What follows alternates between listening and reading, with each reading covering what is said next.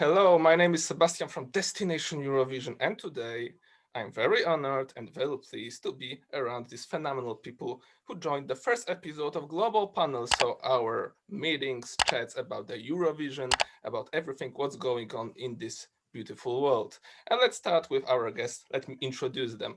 First of all, lady Georgina Hill-Brown, better known as a honest vocal coach. Hello, Georgina, once again. Hi. Thank you for having me. I feel very honored for you to ask, so thank you very much. You're more than welcome. On my left, debut on Destination Eurovision channel, Luke White. Hello, Luke. Hi, thank you for having me. I can only echo what Georgina said like a true champion. So thank you very much for having me. Thank you so much. On my right down, Tom Hendryk, handsome actor and editor of Wiwibloggs. Hello, Tomek. Hello. Thank you very much, Sebastian, for having me. Can't wait to get stuck in. And yeah, let's do this. Leader of Wholesome Mania, ESC United, Friedrichs. Hello. It's good to be here. No, I'm glad to be here, of course. Thank you for having me. I feel honored. Thank you so much. And the guy who was the head of delegation of Czech Republic between 2016 2019, amazing person, Jan Bors. Hello, Jan. Hey, nice to having me, and I'm glad I'm here. Proud as well. Thank you so much, guys. And let's go with our two topics, because we're gonna talk about whole preselection season. We are trying to check it out, some questions, some issues which going on in our minds, fan minds, through the time. So maybe start with the first thing, perception of being a loyal Eurovision fan.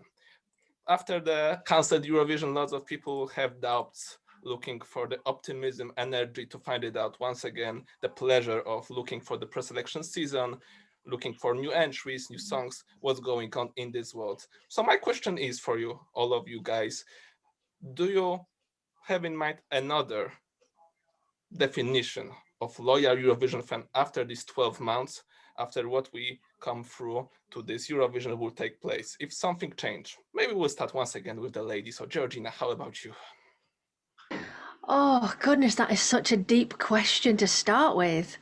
Well, I'm sorry. For me, I was so gutted about last year because I'd started to prepare everything for my channel to let all of the people that follow me know about what was happening. I was getting into all of the songs, and then suddenly it just stopped, and it felt like this huge thing had been taken away from me. I know it's just a song contest, but it did feel like I'd lost so much. It was already that we were in lockdown, and now we lose the Eurovision. Brilliant. I think the perception actually over this last year has been a good thing in a way after the cancellation last year, because I think everybody's wanted to know how Eurovision and how people would handle the cancellation, and will we get the same artists as last year? Will the songs be better than last year? So I actually think that even though there wasn't a contest last year, it's actually helped us build excitement for it this year because we've missed it. So I think there's more people coming to Eurovision this year that wouldn't necessarily have been involved or care about it because of this huge buzz of it not happening. And it's like anything, take anything away, you get that want to have it. It's just like being in COVID and lockdown. You're desperate to go out, yet you weren't that fussed before, but all of a sudden it's taken away from you. You want it back so desperately. And I do think this year that there's definitely been more of a buzz, and there's a lot more people that I know that were never fussed about Eurovision that are getting super excited for it this year. Perfect. It's always a great thing to gain these fans, gain these people who will be truly interested about what we are, that passionate whole season, quite honestly, whole calendar year. Great. Thank you so much, Georgine. How about you, Luke? You are very known, YouTuber, so I believe that also you have some insights in this case. Oh, bless you. Thank you. Well, for me, looking at it from a fan perspective and the community base, I mean, when you look at it on Twitter or social media, I know the whole world is going through this pandemic at the moment anyway, but because we're a smaller selection of the world, only slightly smaller because it's Europe and Australia, etc. Yeah. I feel like there's a sense of unity now with everybody because it was something that, like Georgina said, we were all so looking forward to, and it was taken away from us. And I feel like as a fan base, a lot of people, especially a lot of my audience, have said that the fan base can be quite toxic, which is a shame. You get it with everything. But seeing that this has happened, it's kind of brought everybody together in a strange kind of way. Like Georgina said before, something's taken away and everybody wants it even more than when it was there before. But in a strange kind of way as well, it's made us realise and not take things for granted. Like, there are so many hang-ups and so many little discrepancies that people get so hung up about all the time. And now that we've got this coming back, everybody seems to have kind of taken the competition as something golden and not something that's just like, oh, here we go, Eurovision again. Do you know what I'm saying? Yes, I completely agree with you, because I feel that too. It was that, guilty pleasure, and you couldn't really own up to being a Eurovision fan. Whereas this year, people are so happy to talk about it and go, yeah, I can't wait for it this time round. They're just, I don't know, they're grasping it more. Well, this is it, because with all the rubbish that's happening in all of our lives right now, I think Eurovision, with everyone, it's so good.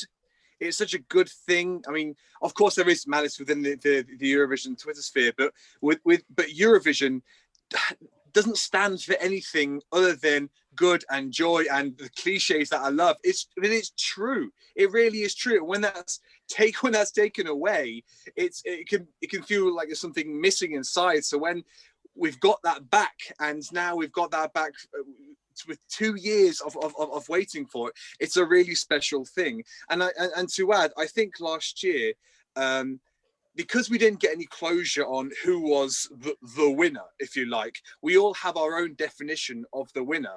I mean, some people might have wanted Destiny, some people might have wanted Daddy Freya. For me, in my opinion, Think About Things was my winner. So everyone kind of got their own winner, because they will continue to listen to it. So there wasn't the winner of Eurovision 2020. So everyone, if you like, could have their own winner and leave it at that. I don't know what everyone else thinks. Perfect. You, Tom, fill the space. I just thinking it's time for Tomek. And Tomek, come. This is how this gentleman working every day. Thank you so much. And how about you, Matt? How about your Matt? Your insight in this case, because you are also very well known in case of being in a time with the news, with streaming, with getting in touch with the people of ESC United. How will you look in this case of definition of fan? Well, thank you kindly for those words. And I do request to never go after Luke again, because he stole my thunder. Everything that I was going to say, he already addressed. But no, seriously, yeah, I mean, because, I run a Eurovision platform and community. So I remember living in California, waking up early in the morning, my phone going crazy. And I was like, I'm not really good at waking up and getting all these messages. It's been canceled. And me recording a video right after that, it was... it kind of hit you so hard, because this is like your thing, and that one thing that you had is just ripped away from you for a whole year. It's a big deal. So it was a pretty big deal, and you have to kind of just pick yourself up and kind of just look forward. It was the right thing to do. I'm not questioning the intentions here. It just was kind of rough at first.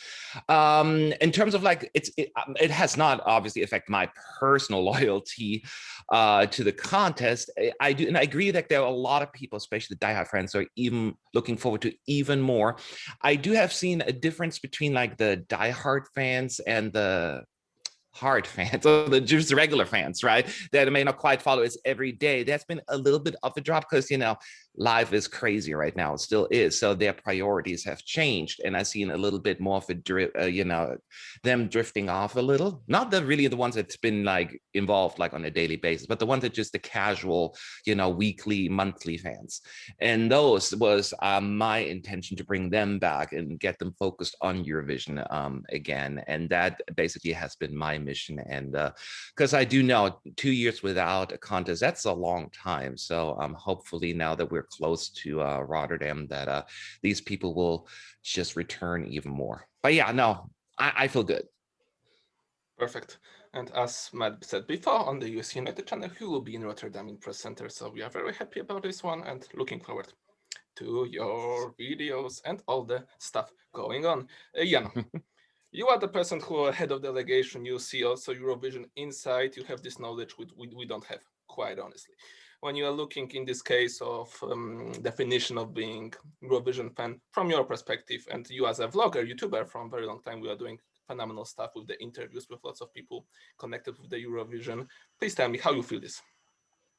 Yeah, well, it wouldn't be surprised probably that my perspective is very different than yours. And listening to you all, it's like, wow, I'm fun nowadays, like for the very first time in my life, even I was doing Eurovision for many, many years already.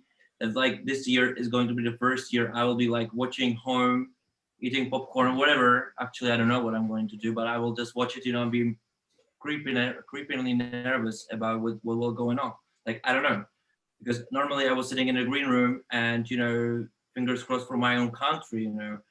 If we've done a great job, like for me, like the cancellation for me was a thing which I would expect that is gonna happen. So I was prepared for it, and we were discussing with my ex-colleagues a lot about this topic and what can they do or what should they do or whatever. We're still in touch. I was working partly for Czech television on Shine a Light show, so I was still for me it was very different. It was like how to find new artists or how to what the Czech television will do, because I'm not there. So I would probably do very different things, maybe not, but I was used to be part of the team, and for me this would be an opportunity to change things or tell Benny about Eurovision much more, to really understand what it's all about from a different perspective, from the artist perspective, from the perspective of the producer. But I became a fan, and I must be really honest. When I left the Eurovision world, I didn't really left my heart stands there, and that's actually the reason why I'm still doing, or I just decided to do the YouTube channel, because like I said, like I just missed the project. Maybe I will bring different perspective. I will learn new things. You're much better. All of you are much better in this, what you're doing. I'm still learning. I'm being like a rookie completely. So it's still like I'm watching Luke. I'm watching Mads. Like wow, how many viewers they have and how big community they have, and that's great. It's awesome. It's inspiring me as well. So I actually use that time to learn, and we'll see. The Eurovision is here finally. I'm super happy for it. So let's enjoy it, and that's it. 2 years, but the time went really fast. Now, that's I'm lucky for it, because that was a really crazy year. Yeah, you are absolutely right.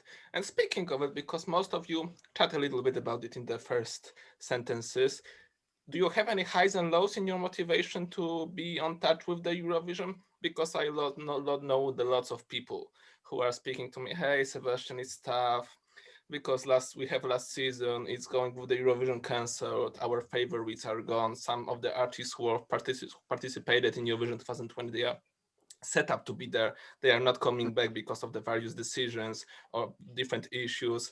Do you any of you, do you have any highs and lows in your motivation, or it's simply even be better, even be higher, because of the fact that we have this hope, that this energy that Eurovision will come back in 2021 in good scenario? Well, I'll go first. For me, it's actually given me more motivation, because there's this sort of comparisons to last year that didn't happen with this year's entries, so that's been really useful. And because I've managed to get all of the songs reacted to this year, because there's 39, it's really hard to keep up with it all. I can't say it's an easy job.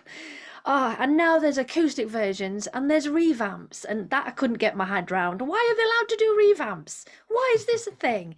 Why can't you just enter once and then that's it? So anyway, for me, it's been really exciting to see what everybody's bringing, and I never look at it in a oh, well, that's that country, they always bring this kind of song, or that's that country, they always do this. I don't look at it like that. I look at it from a more music sort of singing perspective, and I look at it as a piece of art. I take out the fact that that's Albania or Belgium or whatever. And weirdly, like you were saying, you lose motivation. I think that's the one thing that does give me issues on my channel, because there'll be let's just use Sweden as an example. All the Sweden fans will come to me and say, how dare you say this about our singer, they're not as good as somebody else, and being very, very just being very proud of the country that they come from, but not actually listening to the song and realizing, well, actually it's not all right. Sorry, this is just an example. So the highs for me is very exciting, having this comparison, and although it's been pretty awful not having anything for a couple of years, I think it's built that that excitement even more for me, wanting to do more. And I'm like, even now I'm thinking about what I'm doing next. Right, I need to do my semi-final, and I need to do this, and I need to do that. It's very exciting, also stressful. But I think the one downside to it is when, particular fans get on their soapbox about what you've said about their country. How dare you say this? And I'm like, I'm not actually saying it about the entire country. Don't panic. I'm just saying my opinion. So anyway, I could talk all night. Continue. No, I think we all can relate to what you were just saying in terms of, you can. I'm sure that there's always at least one group of people that'll come after you for multiple reasons. So I feel you on that one. Exactly. So we're here on that. I agree with what you're saying. So it certainly has not impacted my personal motivation at all. If anything, it got me more excited. It's more outside factors that play into it. It's not the motivation. It's more the current environment that we still find ourselves in, that sometimes motivation is great, but it's just with the circumstance we find ourselves in, I don't have as much time because there's all these outside factors that I have to take into consideration, family, friends, work, that just has turned my life and many people's life upside down. So there was a time where I couldn't do as much as I wanted to just because life prevented me from doing so. Hopefully now that we're getting back, or at least hopefully there will be a light at the end of the tunnel sooner than later. It'll go back to somewhat more of a normalcy. But right now, that's probably more than anything. It's not about motivation. It's more about circumstances. Yeah. My motivation hasn't changed at all regarding the contest. But I will say it's going to be a very different, strange, if you want to call it, a year, because obviously we have some of the returning acts mixed with new acts. So it's going to be very interesting. That really next year, that's when we have the clean slate. So the only low for me is that we couldn't enjoy some of the wonderful national finals like Somberkappen. That's always really good fun. But that's no shade on Daddy Freya. I'm delighted that he's back. That's if there is a low, the only low is we couldn't have more of it. Obviously, Eurovision season kind of starts with Albania. And cracks on from there. But yeah, it's always nice when you can have more national finals. I find it interesting what Israel did. I really liked that, how there are different instead of having different singers, having different songwriters. And I think that's a really nice, intuitive way of still having a song contest, even just with the one singer. So I think they thought out of the box there in that regard. So yes, no motivation changes, but we all love national finals, don't we? So it's just a shame we couldn't have them all this year. Yeah. If anything, for me, I feel that my motivation, like other people have said, is just raised. And I feel like the game has got raised because I feel like with a bit of a platform, I kind of feel like it's my duty for the subscribers and the people watching just to keep the spirits up. Because unlike you, Georgina, my channel is basically all Eurovision. Everything about it is Eurovision. So if you don't like Eurovision, don't watch my channel, basically. But I've decided to do things like Euro Battle Tuesdays or Flashback Fridays or New Music Monday, just something to get the fans excited again, or to revisit old songs, to revisit as to why they like Eurovision, and songs that I missed out on maybe from the 70s or the 80s, to get a genuine first reaction or a first review of a song that I might not be too aware with, and that other people can educate me and inform me. Because I think they say teaching someone is the best way of learning yourself.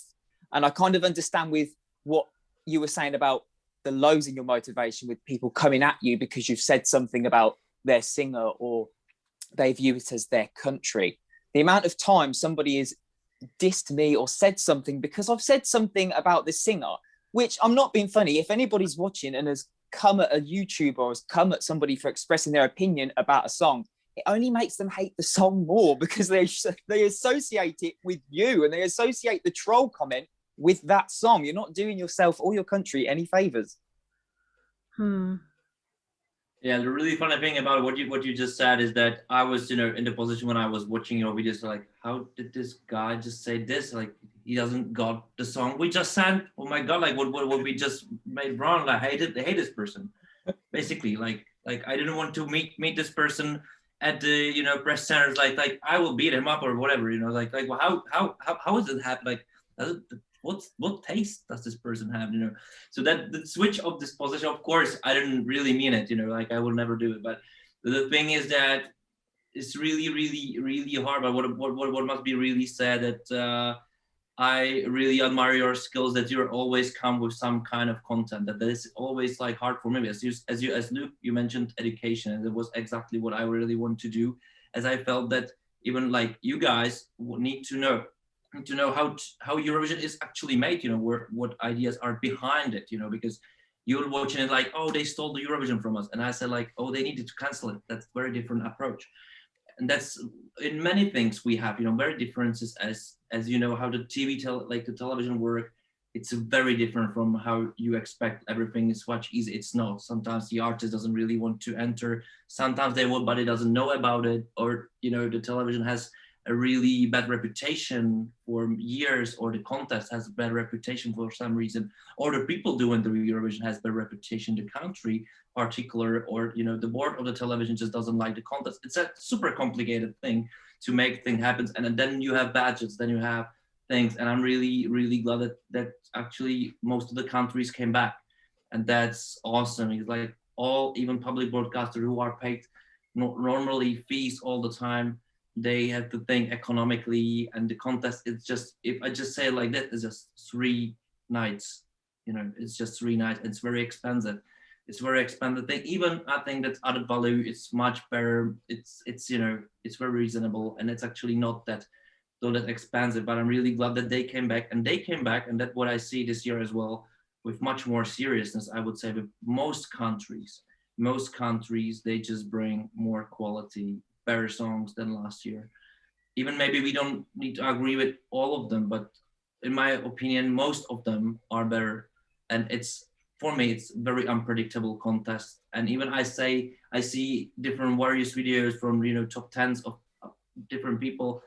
Like a lot of country can win, you know, it's mixed up even in the community, which is normally very similar, has some similar patterns in my opinion. But nowadays, like, I don't know who's gonna sing perfectly will maybe win, not the best staging. And what the staging about, you know, I'm really curious about this year, as who will do it more focus centric, more film centric, than do a super big show will win. I'm sure of it, that the trend is changing from super big stagings to something very different. Really curious about this. Yeah, me too. I'm so excited about that. Sorry, continue. I mean, it has to in many ways, because obviously there'll be fans. I mean, I'm delighted that there are going to be fans there, but it's not going to be 10,000 people in the arena. So I suppose they can afford to play with the camera work a little bit more. So maybe it doesn't incorporate the fans, because obviously in so many of the past songs they incorporate the fans, and fan shot here or big shot here, so see the fans and see the flags. But just like France, for example, I can imagine we're not going to see a fan at all in their performance. It's going to be very intimate performance, quite like how Barbara performed in her national final. So yes, it's going to be very interesting how each country are going to take what they have and they alter it in some way. Yes, because I think big songs, these big Matahari, for example, this year, I'm not saying it's going to struggle, but it might be very different, because the big songs work with the fans and the pyros and everything else. So it could be very interesting this year. And I think maybe a big pop song might not take it this year.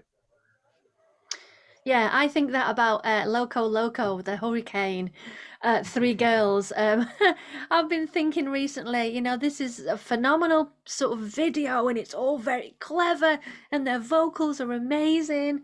But then you think, how on that Eurovision stage are they going to be able to do that same impact without the fans, without the auto-tune? And sorry, that sounds a bit rude, me saying auto-tune, but you know what I mean? Stuff like that, auto-tune and pyrotechnics and all the clever stuff that you can put into a video. You can't do that when you're on a stage. And the fact that it's different this year as well, I can't wait to see how people are actually going to do it. I think there's going to be some of these countries that, you know, we think that they might not do that well, but when they actually are on that stage and they can show how talented and how good those songs are on their own, isolated, I think it might even change our thoughts on who actually might go in and out of the semi-finals and, you know, win this thing. You say that as well, but you think of the artists that have returned from last year and you think, how many times after a Eurovision Song Contest has the artist been dropped? Like the fans have given up on them, or they've gone, okay, Eurovision's over, back to my chart music or back to my swing or whatever you're into. But this time around, you've got these people that have had all the Spotify streams, all of the downloads from last year. And this year, they've been lucky enough to have that opportunity again. So they've got 2 songs in their repertoire of so many millions of streams on this global stage. So could it be a case of some artists riding the coattails of last year? For example, No Hate, No Shade, but the popularity of Daddy Freya or the popularity of John's Tears from last year, people will see them and remember how good their songs were last year and think, even though I don't like their songs this year, their songs last year were amazing. Yeah, but we're talking about the community only, and we all know that this is just a piece of, you know, it's a drop in a sea, kind of course. So I think like for many like audience, and there will be plenty. There's like COVID rules are still losing up, so it's good actually. A lot of people will be outside, but still, I think there will be lack of watching it. There will be like, we need to see it, but we never heard of them. All of like, you know, that we all know them, and we have some sympathy, or we don't with others. But that's as well, you know, will be awesome to see as you mentioned that we have some favorites already, kind of regarding the last year, and we see this pattern. Like it's hard to, you know, like, oh, not this year, you know. We still love you, and that's I'm really curious about, like how it's gonna be, as I really think it's gonna be super full of surprises this year.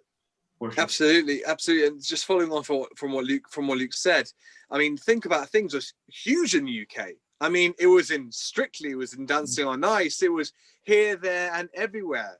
And yes, within the Eurovision fandom, on the whole, this year's song isn't as loved as last year's song, but who knows? You're right. Maybe British probably can only give, you know, 12 points, but they might remember Daddy. Go, yeah, okay, you're right. Yeah, think about things. You know, it was better than this, but we love you anyway, and they will recognise him. You know, so. Matt, do you want to add something? Not really. I'm like, I think I would just repeat. What I can agree with is it is very, very difficult for me to speculate, only because it is such a, we've never been in this situation before, because natural instincts kick in for us, especially who are like again in the bubble, and we know all the songs from 2020, and subconsciously, sometimes consciously, we do compare last year's efforts to this one, which is not always fair. But 99% of the people watching the contest, they don't know. Yes, the idea is maybe an extreme example where a lot of people in Europe have heard of him, but for the most part, like one of my last year's favorites was like Bulgaria, Victoria's Tears Getting Sober. I love that song. So, but most people will not ever heard of it, so they cannot say, oh, we like that song better, you know, than this year's effort. So I'm always trying to put myself into that situation, and I'm like, forget 2020, just focus on 2021, and it really just comes down to where the mood is with people. Because I know you guys were talking about earlier, you know, that some of the upbeat songs may potentially struggle due to some of the circumstances, the stage and the energy. And I personally was gravitating a lot towards the upbeat songs this year, just again, the environment that we're in. But it's a very valid point that you're bringing up as well when it comes to the energy and the staging and where people are. So I just want to know on Eurovision night where people's minds are. Are they going to be more like in the somber, like we really into ballads and the intimate thing is working for us better? Or are they looking really for like, I need a party, I need the energy just to forget tonight about all the worries and that are out there right now? And that is what I cannot figure out. I mean, look at Junior Eurovision. There were so many of the songs were ballads in Junior Eurovision. Was it November last year, and J'imagine won. It was one of the only upbeat songs in Eurovision this year, and it won. Everyone wanted that fun song and to get us out of this gloom and doom that we are all in. So, but at the same time, that was done in the studio. Again, without an audience. So it's going to be very interesting this year, and I think that will come into play as well. So some of so on the other side, some of the ballads might not do so well. We just don't know. It's such a brilliant open year this year. I can't wait. Yeah, now imagine how us producers are like, oh, is it going to be a year of ballads or a year of an upbeat or some mid-tempo? Like, you can't really think like this. Like, you can only pick something what you have, and you have zero knowledge what the other countries will have, and then some of them, they have national selection and they just completely randomly pick something, in your opinion, like how the people will react to things. So I'm really curious. I think the good song will win. That's the only thing I'm sure this year. I do think that a great charisma and a great character on stage can often make a mediocre song even better, though. So as we've said, we don't really know what to expect from the show this year because it's going to be so different. So what if there is this huge character that just lights up the stage and brings something special? What if they, swing the votes because there's a personality that we can connect to? Because we've been locked up for a while, we've been stuck indoors. And we're desperate to be with people. And, if there's this amazing character like a Freddie Mercury, or not that we've got one in Eurovision this year, but, someone that has this incredible charisma that can light up the stage, I have a feeling that, that's a good part of it as well, as whether it's going to be, soft, emotional, meaningful ballad or an up-tempo. It could even be the character that comes through forward first, because we're desperate to connect with people. We just do, because we've been stuck for a while. Absolutely. I believe you touched lots of great things. My personal thought is that from 2018, when we don't have LEDs on the stage, this year is a very tough and tricky one, because without completely different reasons. Delegations, artists, they go to up of their game. They to figure it out something which probably won't be a thing if Eurovision 2020 will take place. So it's also a very interesting one. And as we know, Eurovision beauty is that always something strange happen. We have lots of successes and lots of losses through the way. So as always, some countries will do very well. Maybe they are not very liked by the fans. Maybe they are not very high on the ranks, but they will do amazing job. And some of the favorites can flop. Something can do not work, because this always things which goes through the rehearsals. We can see it, we can swing it, and we see how it goes in this environment. So it's also amazing things of beauty in Eurovision, especially right now, after these 2 years of waiting. That's how it works for sure.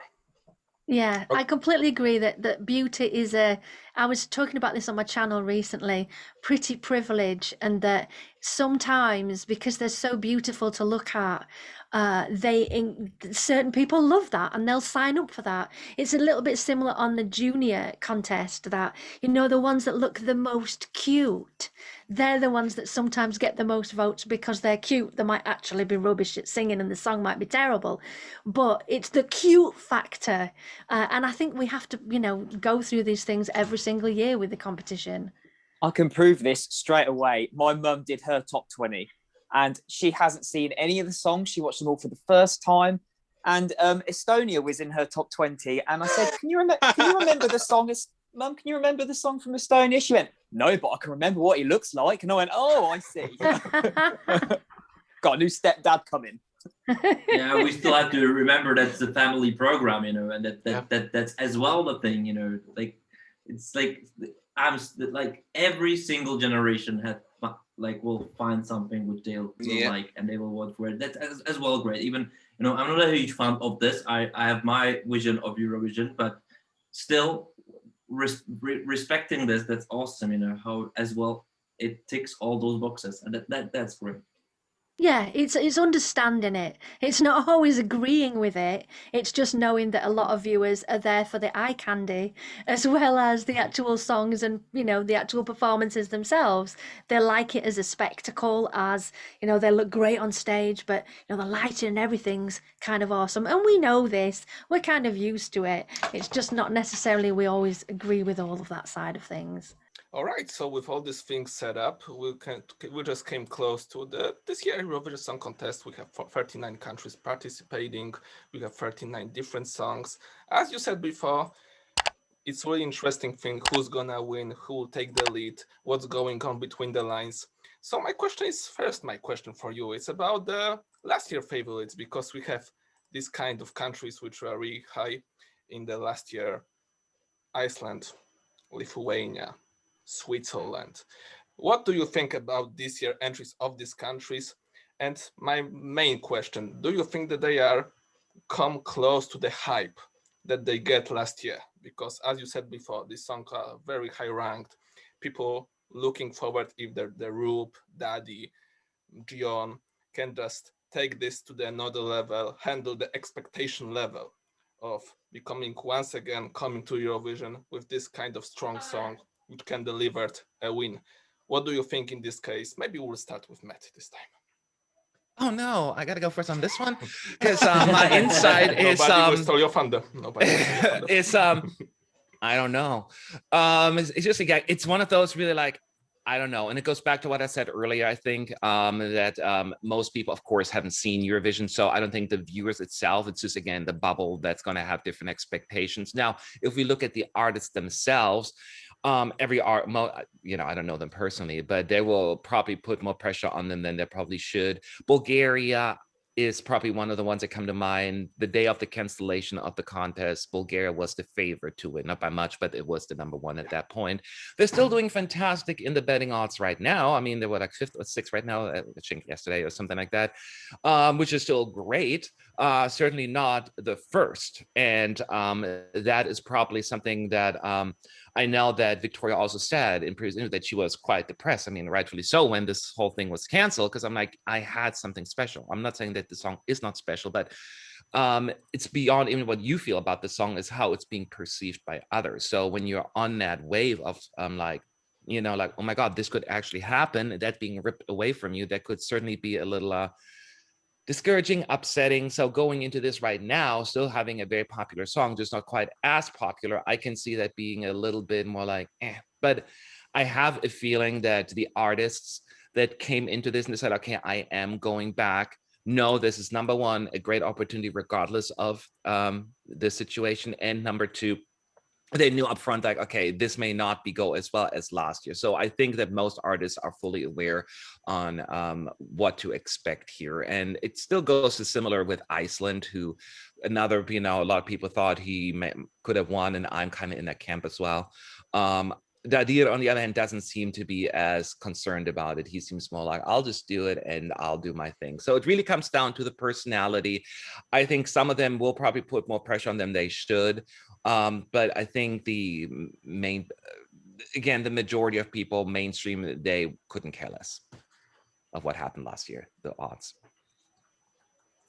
Yeah, I kind of agree. I don't 99% of the people that are going to be watching Eurovision this year will not have seen what was last year. They won't have been involved as much as we will.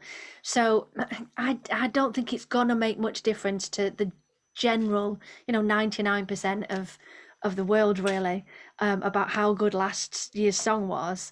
It's just us who knew everything there was to know about last year that will be doing those comparisons, I think. Where the artists are concerned, I think a lot of them have gone down the route of, if it ain't broke, don't fix it. And they've definitely kept the same sound and the same theme. I'm not sure if it's a chance to try and replicate what once was for 2020, especially the ones that were high up in the kind of betting odds. But I think there's either one of two ways of doing it. There's either replicate the magic that you tried to get before, or go down a completely different path, i.e. Russia. I think Little Big actually said, didn't they, that they didn't want to take another song because Uno was their song for Eurovision. That's what they wanted to send. So I think out of the two, if you're a returning artist, I think if you saw the hype from last year, why not try and do it again? Like Cleopatra, I think Effendi even had a bit of Cleopatra sampled in Mata Hari, didn't she? And then a lot of people that did watch it last year would go, see what you did there. You've got to respect... Sorry, just to follow on from what you said, Luke, I think you've got to respect Little Big for what they did. This is our Eurovision song.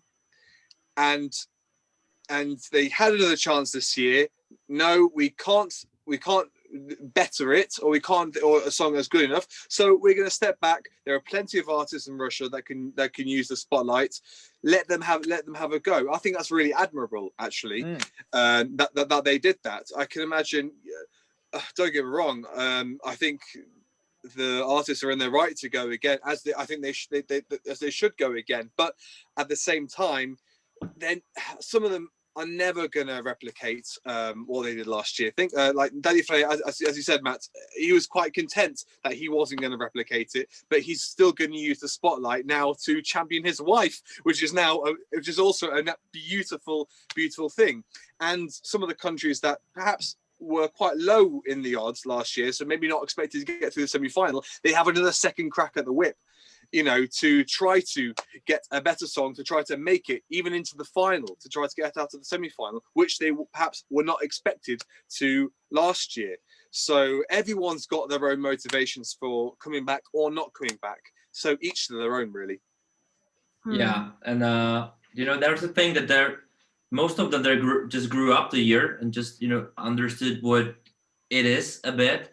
But what I really think, and like Daddy Frere and some others, they just do their things, the group, they just do their thing, the song, which they will do probably even like regardless Eurovision, maybe. Yeah. It's the sound, what they do, the style they have, and it's authentic to me. And I really like it. I'm not the huge fan of like, let's do another Eurovision songs. Like I really would like to prefer, let's go back with something I really would like to have on my album normally, something where it represents me, because then it's just a fake a bit, it's like a singer with a song. That we have this, of course, and it's normal and it's a great song, some of them, but I still, I see like those, like Darup or Daddy Frere or some others, they're just say like, okay, there's a task in front of us, it's a pressure, but if we're a good artist, we can make it, and they did, so that's actually awesome. But there's a competition on many levels with this, like we have so many new composers and so many old ones, just doing the Eurovision thing. And I'm really curious about this, because artists, there are always new ones, the composers mostly are not. I really would like more diversity in this as well, and more authenticity in this, as I see it brings more new music, more relevant music outside the bubble of Eurovision. I think I really would like to see it more, but good song is a good song regardless who's doing it. So that's as well the thing. And I really feel that all they step up the game, all of them, and the new competition is there as well with just better songs mostly. So that's great. I believe that sometimes our knowledge as a fans of people who are around Eurovision, sometimes the tricky thing, because last year when the Roop come, when Daddy come, it's a freshness in everything what they done. They can surprise people because we haven't seen it before. This year, we know that the Roop will come back in the national preselection. We know that Daddy changed his mind, that he go with the Roop, and here we are. But we know their style. It's pretty tough to make this spectacle wizardry, to do once again, shock the people and be authentic, as Jan said. Not completely forgot your style, not trying to do the Eurovision song, because for me also it's kind of a very bad spell to do something in kind of systematic thinking we need to do in Eurovision style, because I believe that everybody have different opinion about the Eurovision style, what it is, what it works, especially in 2021 when the Eurovision is much more different than 2000, 1980s, 1960s. Everything's changing up very widely, especially that right now it's not only the music, it's about the show, about the spectacle. So everything is going much more forward. And speaking of forward, because always it's better to jump, to attack, to be from the shadow and come to the victorious road for the countries in Eurovision also, when you are not the eye candy, as Georgina said, of the audience, of the people. Simply go, do your job, and it can work miracles. So how about Malta, France, San Marino? This is the story of the year. How the little country in Europe, which nobody think will win or will be in the top contenders list in a very soon relatable future, come with Florida. And here we are talking about San Marino as a potential winner of Eurovision Song Contest. Crazy thing. How do you feel about this year contenders to win the win? Do you think that these countries which I mentioned, but also the others, how you smell the results? What's your fan vision say to you? Maybe we'll start with Luke. Well, I've got a lot of hate online because I wasn't too much of a big fan when it first came out. It's grown on me a lot more now. A lot of people also can't seem to accept that a reaction is different to what your actual opinion of the song is. Your first reaction compared to when it grows on you and what you think. But based on my first reaction, I have no idea why Florida is on the track. I understand that they're probably going for like we've said before, that 99% of the audience would not have seen Eurovision last year. So it's like a casual listener, a casual fan. So possibly they're going for a wider audience or a younger, or I say younger audience, but Flo Rida was early 2010s, 2008 to 2012, something like that. So maybe they're going for a nostalgic kind of view, maybe a more mainstream pop kind of view, or maybe just a big name to just attract different sorts of people that wouldn't usually watch Eurovision to watch it and think, this is class, I'm going to vote for this. But I love the way that they've got that modern kind of rap element with an ethnic drop. It is, let's be honest, it's the perfect blend of contemporary-ish and ethnic drop and cultural. And that's the sort of thing that we as fans, well, in my opinion, thrive for. That's what I thrive for anyway, an ethnic drop and something a bit contemporary. Yeah, it kind of reminds me of Blue from the UK when Blue entered.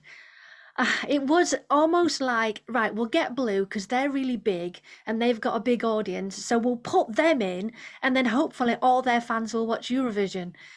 No, didn't quite work out like that.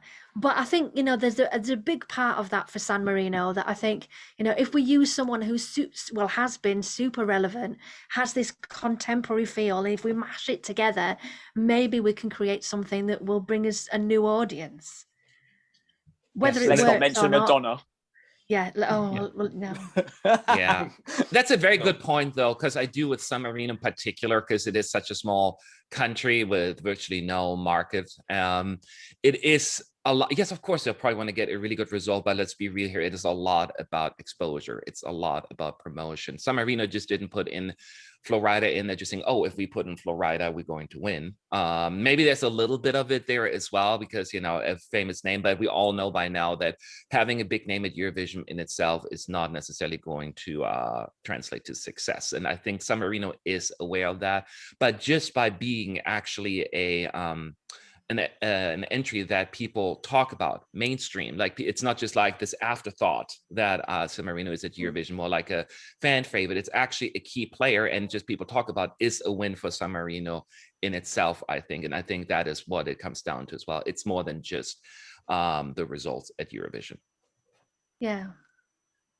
Yeah, like San Marino, like for me, that's a great job by the PR team. Like awesome, like really congratulations. Like in my opinion, and I nobody will hate me from San Marino, probably no one knows about me, but the thing is that I don't really like it. I think it sounds like a song from 2000s. It doesn't sound like current, I think.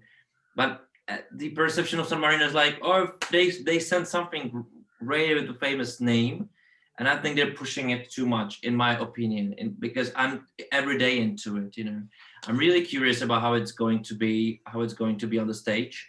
Because they can do fun. They show that it's so hot, which in my opinion wasn't a good song at all. It was a joke kind of, but they just sell it with an ease, which just makes it good entertainment. Let's put it as well. It's entertainment TV, and Eurovision is all about it as well. So I don't know. I think the competition in the semifinal is so huge as well, even for San Marino, that they just. Maybe they will not go through, even how the odds say that. There are so many fun songs. I think that the competition is so fierce this year. San Marino, although it may be good, it's not, for me, it's not strong enough. It does feel just a little dated in the music itself and the way that it's been sort of put out there. I don't think it's fresh enough. I mean, I've talked a lot about Billie Eilish on my channel recently, is that it's so crazy how quite a few entries, Bulgaria, and I'm sure they're not trying to be Billie Eilish, but there's an element of it, and there's a few other countries with elements of brand new music now. So when people do bring something that has slightly dated sound, it's not, I don't know, people are not grasping it as much. Sometimes, you know, a bit of disco is awesome and people will go for that, and nostalgia is amazing. But I really feel this time round, it's got to be fresh. It's got to be now, or people are not going to be bothered about it. I semi disagree in some ways. I think this has been a stroke of genius for San Marino. I don't know how in the Lord's name that they managed to get Flo Rida. San Marino, it's not even Italy, it's San Marino, the population smaller than Leicester. I mean, and they got Flo Rida. I mean, don't get me wrong, I mean, Flo Rida, he's current, but not that current. I think, in my opinion, I think Blue really weren't current at all. I think they dug Blue up from the grave a little bit. but Flo Rida is just about I wonder what he was up to. Now he's at Eurovision, but even still, I don't know how San Marino managed to get him in. I really like the song. I think it's made San Marino stand up. I think it will qualify. I think it will be San Marino's best result ever. Yes, I don't think it's going to win. It's not the freshest. I agree. But I think it's fresh enough for San Marino to absolutely smash it this year, and for people to start talking about San Marino. There are some people in Europe, definitely in the UK, who won't even know where San Marino is. So it's definitely gonna. Yeah, but I don't know about a lot of countries they exist. That's not. Well, this is it. So I think it's remarkable. I think it's a stroke of genius, and I absolutely applaud whoever made the decision to bring those two together, and I hope he does perform on the night. If he does, they're going through, and it's going to be top 10. Yeah, and just one quick thought, and then I'll shut up about it. I do agree with both of you. It may not be the most fresh song in the world, but I also agree. I mean, besides my personal bias towards the song, because I love San Marino as well, it's playing devil's advocate in terms of, is really just current modern music the only music that we should have at Eurovision? Look at some of the televote winners over the last 10 years. Austria 2014 was not necessarily contemporary. Even Italy in 2015 wasn't contemporary. Russia 2016. Keep going on. Salva Sobral, you would never hear that in the mainstream charts. So I think there is a place for music that is not just what we listen to in 2021. And also the Eurovision bubble is fairly young, right? We're talking about teenagers, 20 people in the 20s, mid-30s, but there is a market that is not represented within that bubble. And those songs are often overlooked from that they have more of a nostalgic feel. And regardless of what you feel, for instance, about Denmark this year, there is a market for that song as well that I don't think is captured within the Eurovision bubble. And San Marino potentially could fall a little bit into it, except it's a little bit more modern, of course. I'm not going back to the 80s, but that's what my point is. I think there is a market and a place for non-current songs in Eurovision. They tend to do fairly well. Yeah, I think the main in this that is if Norway will make it, you know, this is exactly ticking the box that not current, but definitely some generation will like it. Like for me, it's like, what the hell is doing at Eurovision? Like, why the hell Norwegians were voting for it? Like, what the hell happened there with the great contest they had? But that's how it is, you know. And I'm super curious, as I said before, there are all the, like, every single person will find a good song for it. Like, that's crazy. Never happened before, I think. I think the main point that we've missed about San Marino is, if you're going to get a rapper, why haven't they got Jenny B back? Who's the Jenny B? Yo, it's me, Jenny B. It is B. San Marino 2018, right? This is the dark periods of our knowledge about the Eurovision. Sorry, San Marino. That's my point. Yeah, in case of us, we can fully agree that San Marino phenomenal job. We will see how it goes with the physical being of Flo Rida. If he could come to Rotterdam, if he will not, if it's going to be on the visual side that he will sign somewhere somehow in the arena, in our TVs. We will see how it goes. But surely we love this kind of stories, like Matt Brink, Salvador Sobral, Portugal won for the first time. Right now, it's huge possibility that San Marino will do the best results ever. And lots of countries will drop. Malta, amazing results on Junior Eurovision Song Contest. Destiny won it. And right now, we only look to the bookies and look for the fans. They are very high about this song. And it's also a possibility that we will end in Valletta with the Eurovision Song Contest. And she won not only junior, but also adult one. It's going to be the history. So lots of crazy things can happen. And that's leading to my next question. We all have some tastes. This is only subjective thing, but I would love to hear from you. Which songs let you down this year? What songs you don't like too much? And what is your personal? Forget about bookies, forget about rankings, forget about the whole world. I would love to see and from trolls. And trolls, like trolls, who's ready to piss exactly. off 38 countries real quick? Go ahead. Don't forget, this is on Destination Eurovision channel, YouTube, so you are free and safe in case of this. So please tell me, who's Oh, your well, I don't mind cookies? starting because I've already said this on my channel about this song. I just don't feel Georgia. I'm sorry. I think the lyrics are so simplistic. There's just not enough in it for me to get connected with.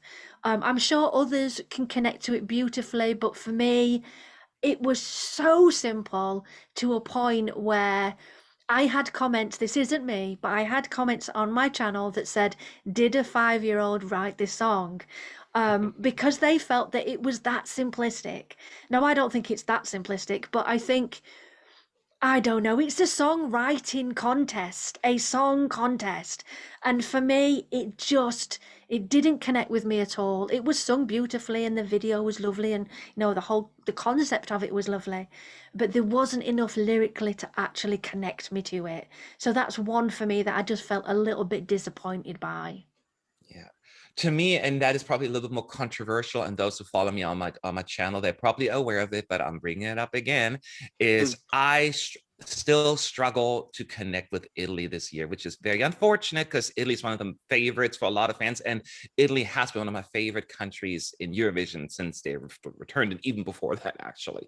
But for the first time, every once in a while, there is like this fan favorite, and you're kind of like, I don't get it. And I think that is Italy to me this year. It is nothing against the band because I find them very charismatic and great performers. But the song to me just very repetitive. And just because it says a harder sound, which I often really like, it's just the same chords over and over again. And it comes across too noisy to my liking. So it's just that kind of moment again where I'm like, I'm not quite sure why people are going crazy over it. I'm completely missing it.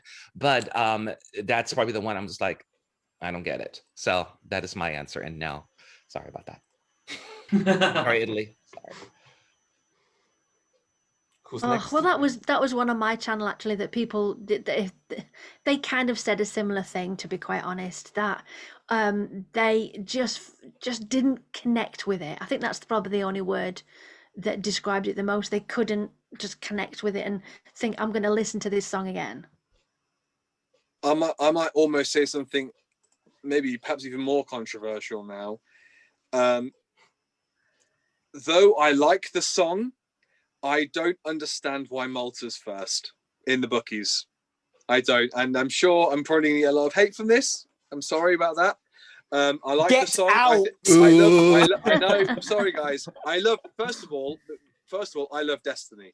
I love the last year. I love the this year. But I still think both of those songs aren't as good as she is or she could be. I think it will get top 10. I think it will get top 10. But when people are battering that this is first, when all Eurovision winners, even Portugal, I've gone, yeah, I understand why that's won. I understand. Malta might, if Malta wins, it might be the first time I will be a bit baffled how this song has won the Eurovision Song Contest. Yeah, I don't know. It doesn't give me the feels. Maybe she'll wow me on stage. I mean, Destiny's got an incredible voice, so maybe live on that stage she'll absolutely bring it. I'm sure she will, but I still think she is still looking for the right song. And I don't think Shrimakass is. I'm sorry. Look. Okay, shall I go? Yeah. Well, I've got two. My 39th place is Denmark.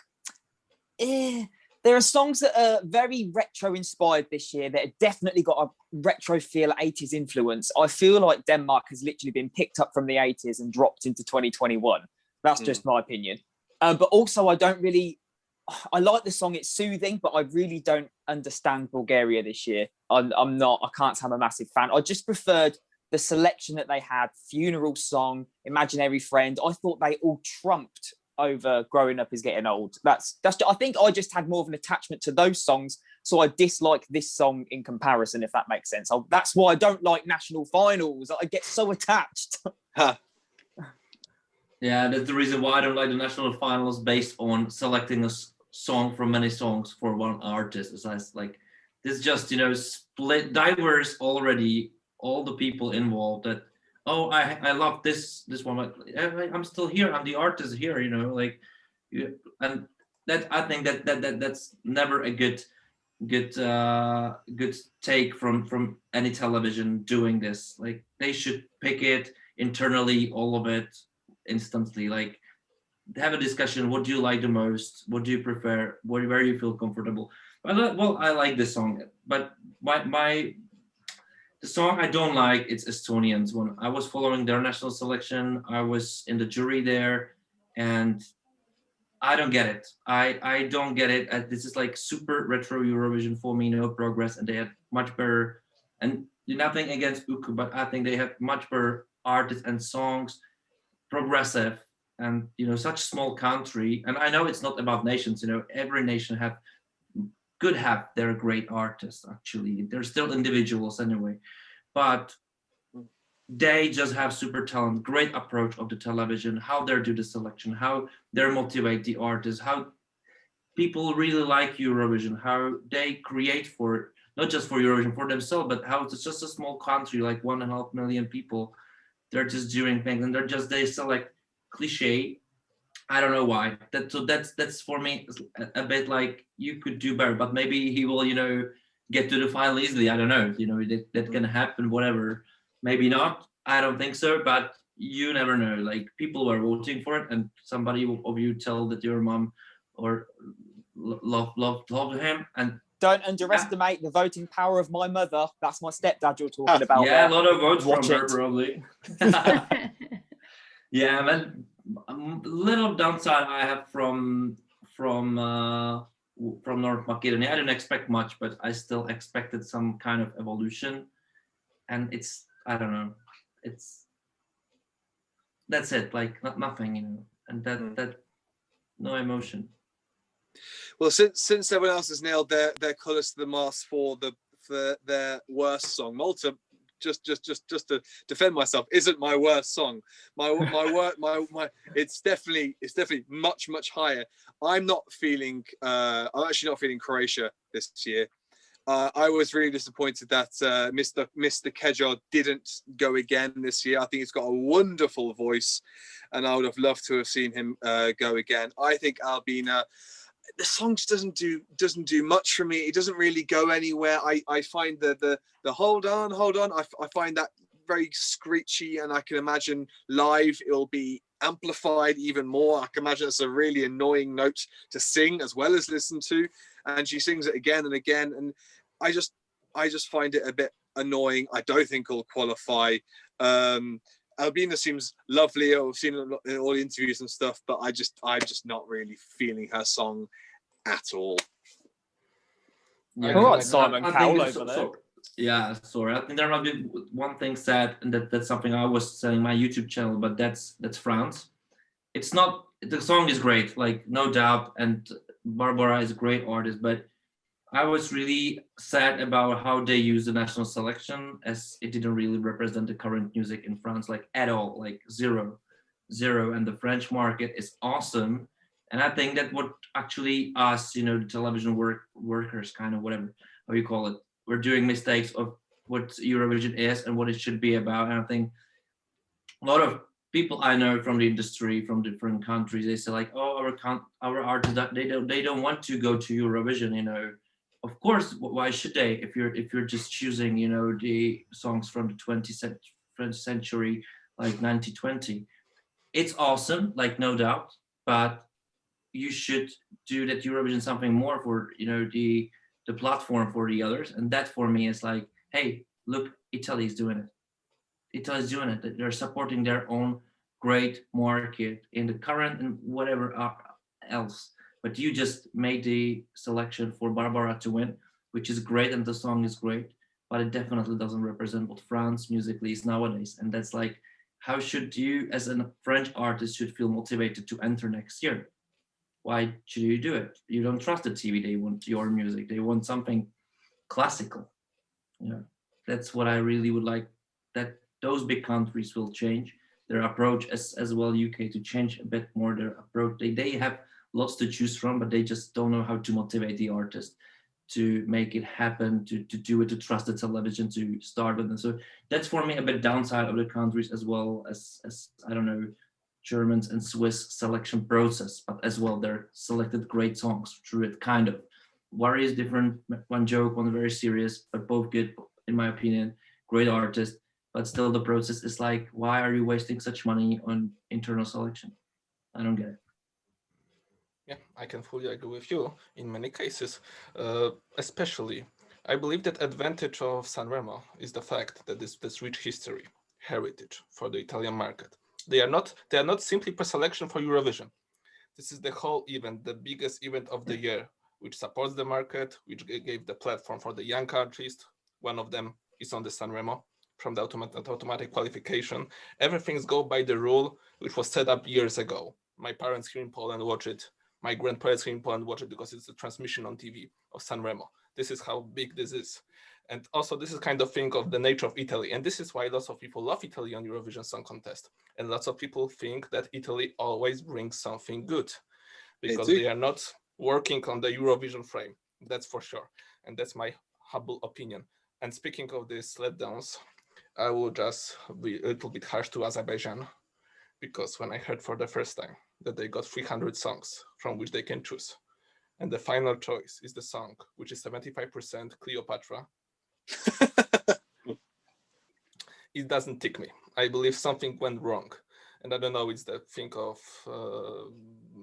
the singer, of the team behind her. I have no idea at all. I won't push my agenda right now, but I'm a little bit disappointed, quite honestly. That's the final choice. And Estonia, Jan, I was very satisfied about your voting. Thank you so much. In ESC Love this year. Thank you. Because I was 100% team of Magus Melancholia, quite honestly. And I can appreciate Uku, that for me personally, he done much more better song than last year.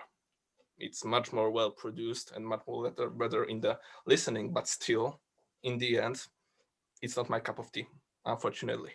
So I fully agree with this case.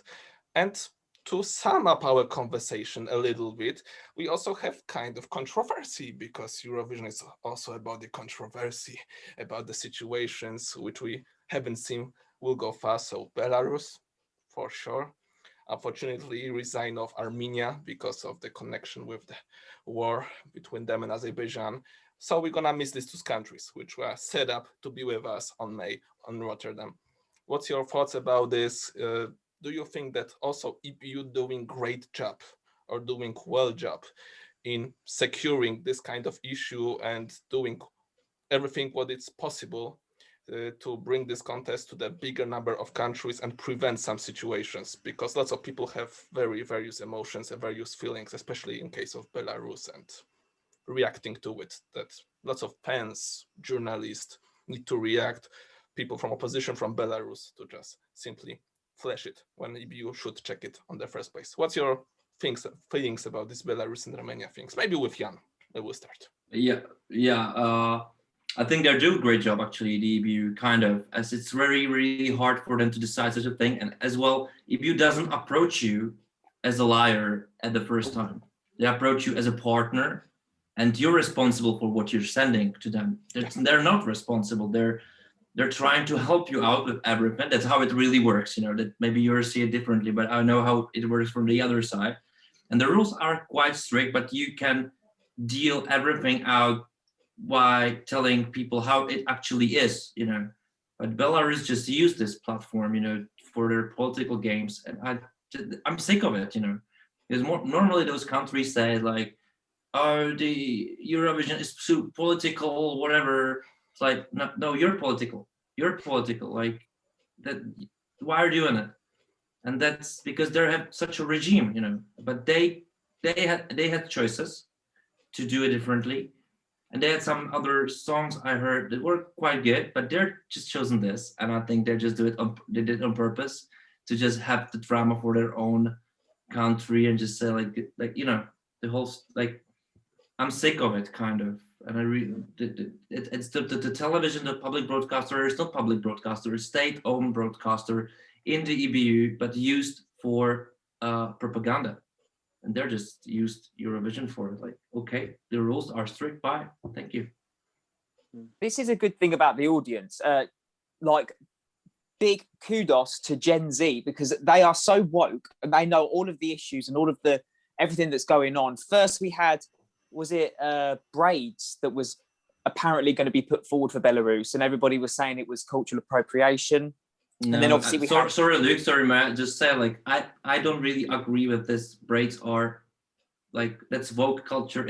There's actually something very similar, in my eyes, as the regime in Belarus, kind of this way, as they're canceling what you can say. It's like it's Eastern Europe thing. They're Western Europe things. I think it's very controversial, and I will but keep it saying like the people living in UK is that it's a very different perception of the history than we had here. And maybe some, I was living in the UK partly, and I'm living here now. I just know the background, just know how UK, most of the citizens I knew, my friends, they didn't know anything about the history of Eastern Europe. And then you just say like, oh, something is inappropriate, like braids, like why the hell? Anybody can wear whatever, because we were living here in the regimes which were canceling us for wearing whatever, even like whatever. And now just another group of people just come and say like, oh, braids are culturally inappropriate, like not here. We're living in a world of sharing, and that's what I don't really like. But what they just did with the other song, with the band, they said like that's very political, I think, in general, because they use their own politics. But I mean, regardless of politics, I mean, it's controversy. Like they've always been talked about whether it is cultural appropriation or not, depending on whoever's talking about it. It is. There's controversy around it. There's from the word go. Even Daz Sampson, I heard, was he had a song in the mix to represent Belarus. And I thought that's more controversial than any of these topics. Let's be honest. No, I'm joking. But do you know what I mean? There's always a talking point there. There's a talking point, whether it's Daz Sampson, whether it's cultural appropriation, whether it's the Yar song. That's all I heard for that band is the word Yar. There's always a talking point about him, and it is so controversial. And it's like you're saying with Armenia as well. I, for one, will miss Armenia.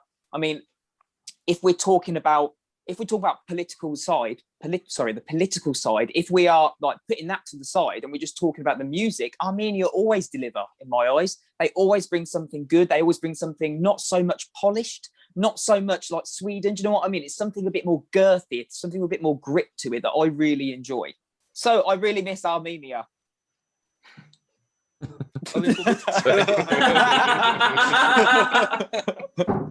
I just felt that was a good segue from the last recording. No, they always bring something unpolished, out of the box, something a bit quirky, girthy, with proper attitude, with a proper message behind the song. And I will really miss them. Politics aside, I don't see it as a politics competition. I see it as a song contest and a song competition. But I do understand sometimes that politics can slide their toe in. Yeah, absolutely. I'm going to miss Armenia and Belarus as well. I mean, I spoke with a couple of Belarusian acts and why they're not going to throw their hat in this year, simply because they don't want to sing under the current flag and the current regime. And that's completely fair enough. I think they just need to have a step back. I mean, it's good. I mean, these problems aren't going to be solved overnight. take a step back and then hopefully come back next year or the year after. It's very difficult to speak about Belarus, for example, because I'm not Belarusian. I can only have an opinion from what I see, from what the media feeds me. So it's very difficult for me to have an opinion over it. I just hope that it gets resolved and resolved for the better, really, and hopefully they can come back next year in the future. Yeah, and I think, Sebastian, you asked the question in terms of like how much their absence will impact this year's edition, and I do think that'll impact Russia's a lot, besides Armenia and Belarus, because there goes 40 points probably for them. So that is definitely an impact. But other than that, I agree. It's a difficult position that the EBU was put into this, because they do trying as hard as humanly possible to stay out of politics. And as you mentioned before, sometimes it intertwingles a little bit. You can't intertwine. It's very difficult to sometimes keep it out and separate it. And then people always bring up, Ukraine 2016 winner and, some other songs. It always goes back to that. So we'll never find a perfect solution when it comes to that. And I think I've come to terms with that. And we're all going to have different opinions. And as Jan, you pointed out, you think that your approach was that the EBU looks at more like as a partner, as a friend, and they trust each country to put forward. And then if it's not, then we're going to do something. I felt in this particular instance, knowing what was going on, I felt they should have probably vetted the songs up front. They did it with the second one. They didn't do it with the first one. It's not the end of the world. I'm not like super upset about it. I understand why they didn't do it. In my mind, I would have been like, okay, probably knowing how the government is involved and how political it's becoming, they probably should have maybe looked at the song and see what the song represents. It would have probably been a better approach in my view, but it's not like a harsh criticism. It's just something like, probably would have been a good idea. But overall, I think they did the best they could to stay out of it. And by trying to do that, it always feels, some people get upset about that, so you cannot win. But for the most part, it sucks. It just sucks when this stuff happens. And all we can hope is that next year it will be different. Yeah, maybe just add something to you, Matt, that the EBU, they just gave them a second chance, which was extra. Yeah. They didn't have to do it. It's like, okay, guys, you tried it. Okay, now just send something serious. It's like, who is giving this such a chance? Just submit something else. We're giving you a chance. That was actually a great gesture, I think, but used as well. So, no, I agree. Especially that it happened very late. In case of organizing Eurovision, confirming countries and doing everything preparation to the show. So as you said, Jan, it's really good gesture from them. Okay. In case of your topic, because your conversation is always a really interesting one, I also believe that EBU done a lot of job through the years to make it Eurovision less political, and I fully admire.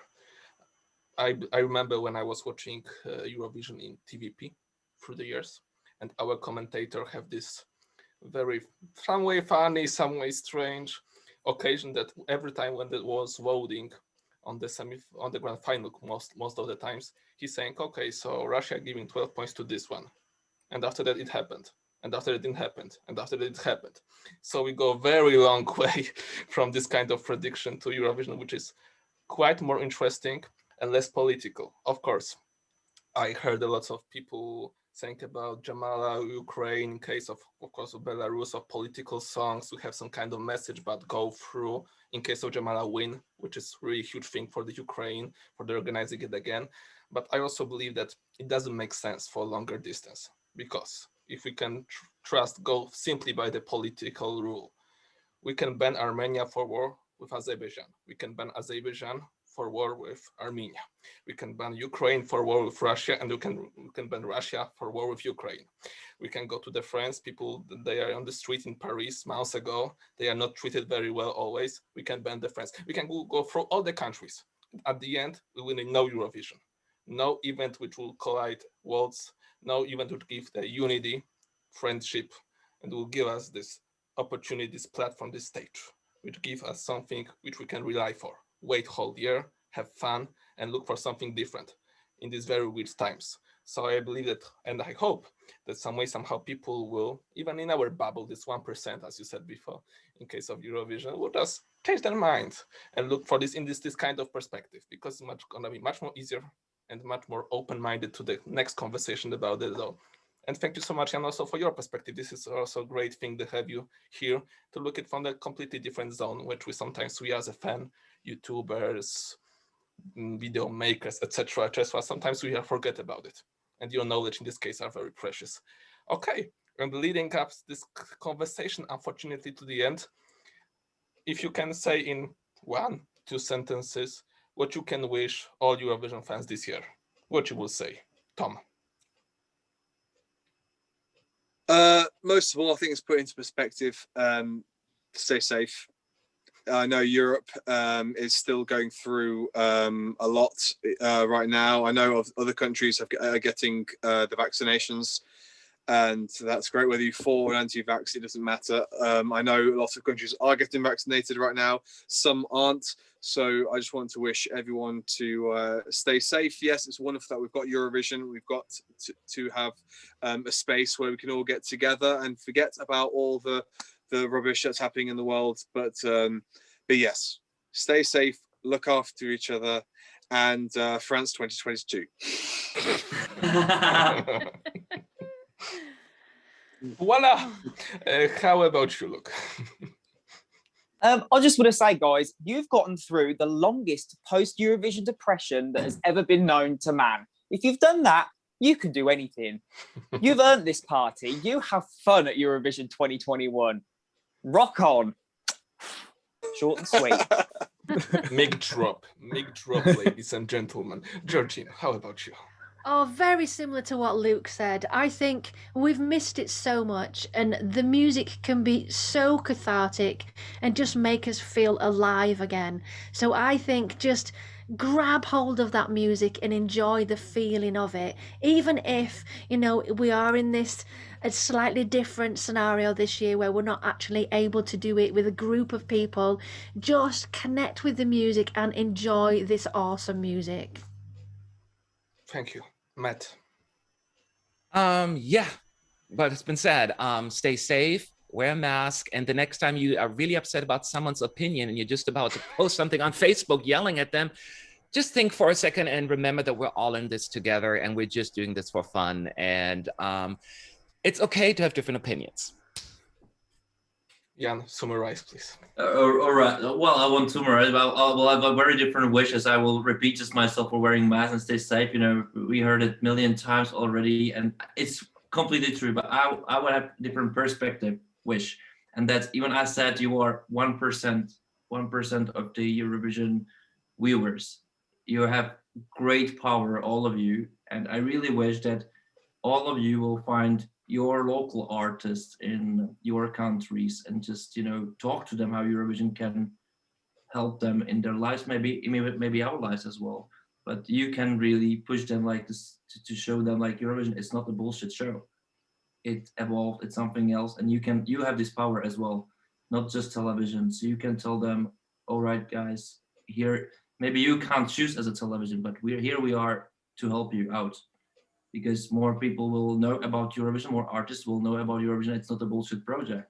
They will go to it and the competition will be even better. So please do, and don't be shy to do it. And that's it. Especially Dedian doing it, and we have it in many times on his YouTube channel. Please check this out. And I believe that this is perfect summarize of everything. Be safe, be happy that Eurovision coming back, and please feel the unity with us. We are doing for your entertainment. We are the fans. We have lows, we have ups, we have our subjective opinions on many different things, but we are doing for you. We also want to have a fun, wants to connect with you, doing all the stuff. We are whole family, I believe. This is the proper whole mindset for me. We are a family. We are doing it in the Bandera of Eurovision Song Contest. So please join us, every one of these phenomenal people here, and also this one which are not included on this video. Please join us, watch us, comment, have fun, and I believe it's going to be perfect. We are coming back with the Eurovision song. This is the most important thing. And push artists, as Jan said, push artists. It's working. We here in Czech Republic and Poland know it very well. But on the other markets, also please done it. And thank you so much, guys. It was a huge pleasure. With me today, Georgina Hill-Brown, the honest vocal coach. Thank you very much. Thank you. Luke White, thank you very much. Thank you very much. Take care. Tom Hendryk, Wiwibloggs, thank you so much. Thank you very much for having me. Leader of Fusomania, Matt Friedrichs, ESC United, thank you very much. Thank you. Checks in the mail, right? Yeah, exactly. Good. It's going from Poland, so to Sanders is quite a road, but don't worry. It'll be there next year. Yeah. Hopefully. Or decade. Yeah, between this San Marino 2022. And thank you so much, Jan, for your being with us today. Yeah, thank you for having me. It was a pleasure. And ladies and gentlemen, Global Panel doesn't end. We will surely come back sooner than later. Join us, subscribe all these people all around, and see you very soon. Thank you so much for being with us. Bye-bye. Thank you. Bye.